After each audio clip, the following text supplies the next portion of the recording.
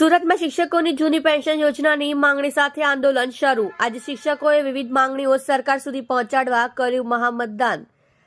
શિક્ષકો દ્વારા આજે પેન ડાઉન અને ચોક ડાઉન કરવામાં આવ્યું। સુરત પાલિકા સંચાલિત 44 શાળાએ મતદાન કેન્દ્ર બનાવી મતદાન કરવાની શરૂઆત કરાઈ। 9 માર્ચના રોજ કેસરિયા કરી ગાંધીનગર કૂચની તૈયારી કરવામાં આવશે। સુરત સહિત ગુજરાતના શિક્ષકોના જૂની પેન્શન યોજના લાગુ કરવા તથા અન્ય પડતર પ્રશ્નોને લઈ આંદોલન કરાયા હતા અને સમાધાન પણ થયું હતું, પરંતુ સમાધાન મુજબના પ્રશ્નોનો ઉકેલ ન આવતા આજે સુરત શિક્ષણ સમિતિના યુનિયનો દ્વારા માંગણી સાથે મહામતદાન કરાયું। નમસ્કાર, મારું નામ મહેશભાઈ એમ પટેલ, રાષ્ટ્રીય સંયુક્ત મોરચાના સુરત શહેરના સંયોજક તરીકેની જવાબદારી।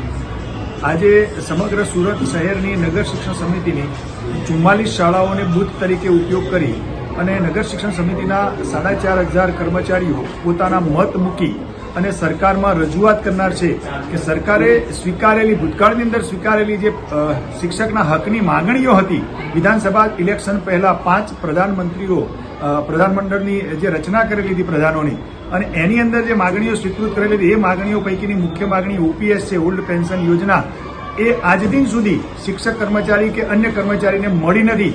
એના માટે અવારનવાર કેટલા પ્રકારના કાર્યક્રમો સરકાર સમક્ષ આપેલા છે, પરંતુ છતાં સરકારે આજ દિન સુધી એને સ્વીકૃત કરી નથી। એ સિવાયની કેટલી માંગણીઓ છે કે જેને સરકારે આજ દિન સુધી સ્વીકૃત કરી નથી।